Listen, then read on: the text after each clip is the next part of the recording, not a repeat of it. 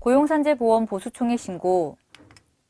고용산재보험 보수총액 신고의 신고 대상, 신고할 사항, 보험료 정산 결과, 신고 방법, 유의사항에 대하여 살펴보겠습니다. 고용산재보험 보수총액 신고는 전년도 또는 소멸일 전날까지 사업주가 고용한 모든 근로자의 보수총액을 신고해야 합니다. 이때 근로자 가입 정보가 있는 상용근로자와 퇴사자뿐만 아니라 일용근로자와 월 60시간 미만 단시간 상용근로자도 신고 대상이 됩니다.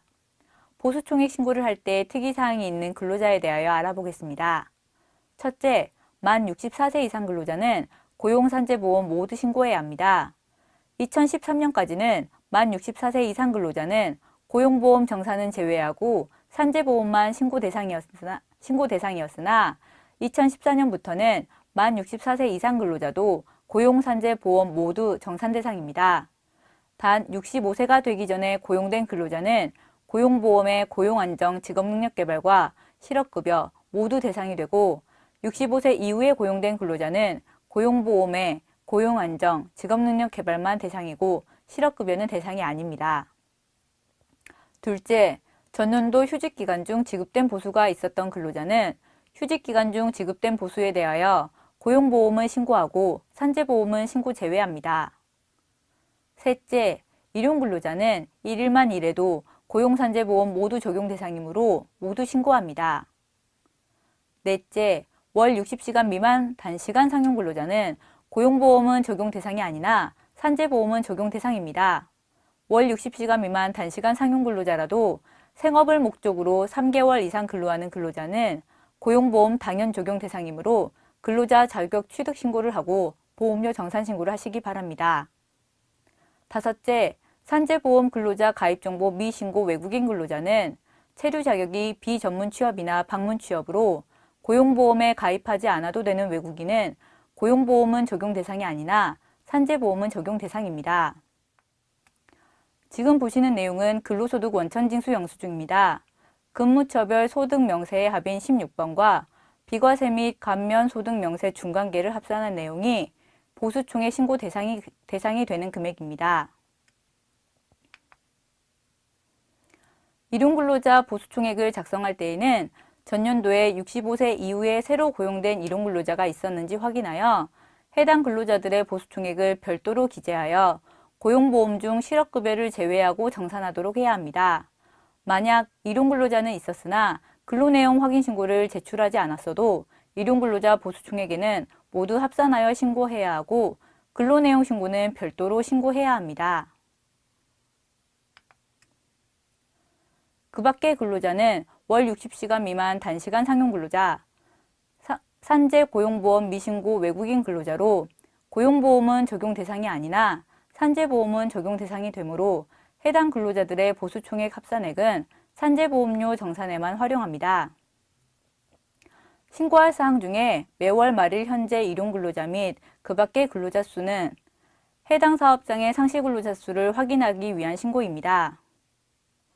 고용산재보험에 취득일 상실일 정보가 있는 근로자는 해당 정보를 근거로 근로복지공단에서 매월 말일 근로자 수가 확인 가능하므로 매월 말일 현재 일용근로자 및 그 밖의 근로자 수 산정에서 제외하고 취득일 상실일 정보가 구축되지 못한 일용근로자와 그 밖의 근로자 중에서 매월 말일에 근로한 근로자 수를 파악해야 합니다. 해당 월에 보수를 받았어도 해당 월 말일 이전에 퇴사하였다면 신고에서 제외하고 해당 월 말일 하루만 근무한 근로자는 신고에 포함합니다. 매월 말일 현재 일용근로자 및 그 밖의 근로자 수는 근로복지공단의 사업장의 상시근로자 수를 산정하도록 하는 기초자료이므로 정확한 내용을 신고해야 합니다.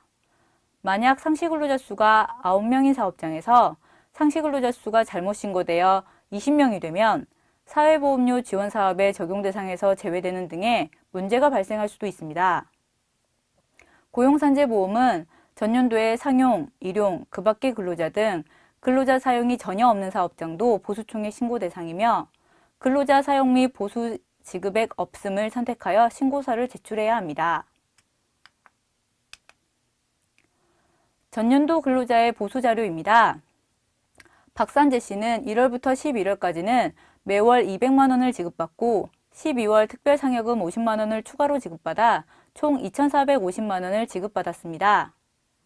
김고용 씨는 1, 2, 10, 11, 12월 총 5개월을 근무하였고 3월부터 5월까지는 출산 전후 휴가, 6월부터 9월까지는 육아휴직 기간이 있었습니다. 3월에 사업장으로부터 출산 축하금 100만 원을 지급받아 총 1,100만 원을 지급받았습니다. 이건강 씨는 김고용 씨의 대체 인력으로 고용되어 2월부터 9월까지 근무하고 9월은 월중 퇴사하여 총 1,140만 원을 지급받았습니다. 최영금 씨는 4월 신규 고용된 외국인 근로자로 매월 150만 원을 지급받아 총 1,350만 원을 지급받았습니다. 박보험 씨는 9월 월중 입사하여 9월은 90만 원, 이후 매월 150만 원을 지급받아 총 540만 원을 지급받았습니다. 근로자의 보수총액을 근거로 고용산재보험 보수총액 신고서를 작성해보면 박산재 씨는 연간 보수총액 2,450만 원을 산재보험, 고용보험 동일하게 신고합니다.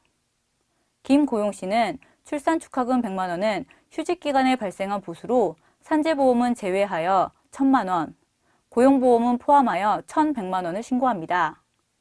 이건강 씨는 연간 보수총액 1,140만 원을 산재보험, 고용보험 동일하게 신고하고 최영금 씨는 체류 자격이 방문 취업자로 고용보험 임의가입 대상으로 고용보험을 가입하지 않았기 때문에 산재보험만 정산 신고합니다. 박보험 씨는 연간 보수총액 540만 원을 산재보험, 고용보험 동일하게 신고합니다. 일용근로자 보수총액이 500만 원 발생하여서 해당 내용을 별도로 기재하고 월 60시간 미만 단시간 상용근로자의 보수 발생이 600만 원 있어서 그 밖의 근로자 보수총액에 600만 원을 기재합니다.